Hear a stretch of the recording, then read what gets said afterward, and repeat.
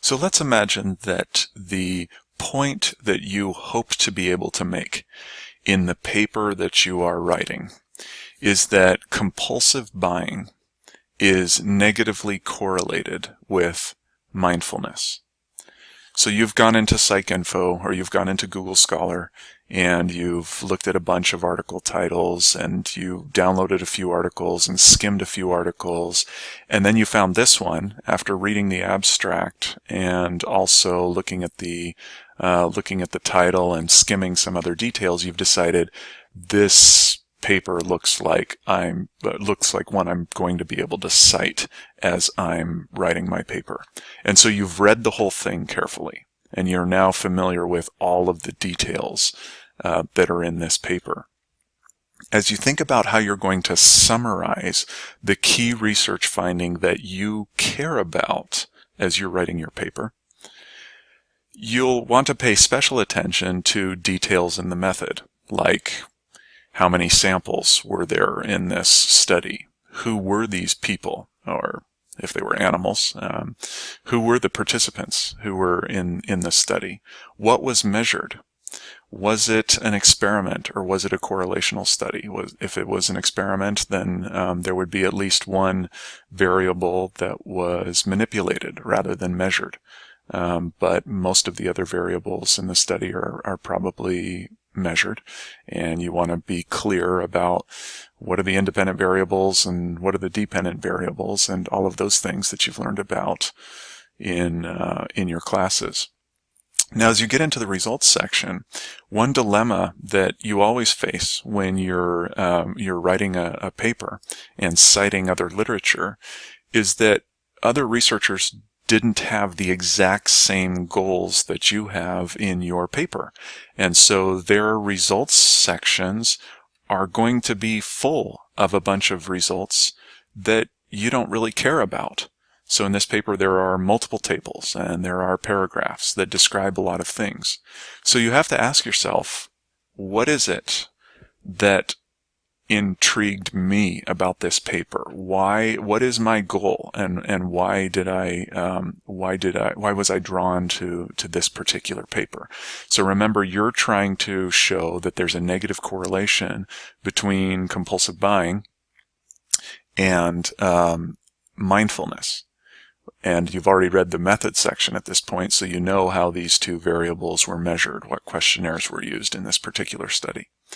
As you go out to this table, tables are always handy because when they exist, they will often quickly tell you whether you've got results that were what you were expecting or not expecting, and whether you'll be able to cite this as evidence or not, or whether your hypothesis was wrong and you need to rethink your hypothesis.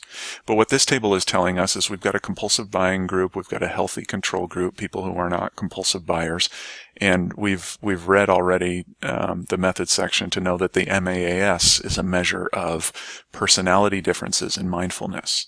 And as you can see here, we can all interpret means, even if we haven't learned yet about F tests. We can all interpret means, and we know that this table is telling us that the compulsive buying group scored substantially lower, actually a whole standard deviation almost, lower than the healthy control group. So the compulsive buying group scored lower in mindfulness than the healthy control group. So clearly, you can cite this as evidence that compulsive buying and mindfulness are negatively correlated, but how would you do that? In the next step here, I'm going to build a paragraph within PowerPoint that shows you how you could describe this result. And you'll notice, again, that the description that's provided in this paragraph ignores a lot of the other findings in this study because they are not consistent with your particular goal of citing evidence that compulsive buying and mindfulness are negatively correlated with each other. The paragraph isn't perfect, and Different papers get written in different ways. Anytime you're in doubt, you should check with your professor and make sure that you're describing research findings in the way that is appropriate for that particular class. But this paragraph should provide a general model that will work in a lot of circumstances.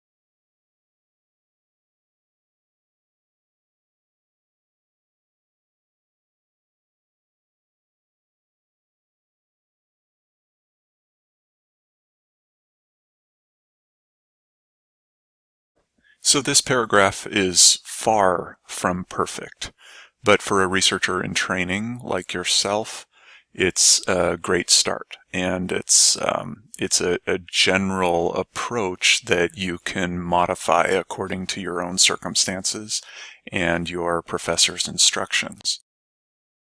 One of the most important ways you can improve your skill in summarizing research findings is to thoroughly read a huge number of research articles.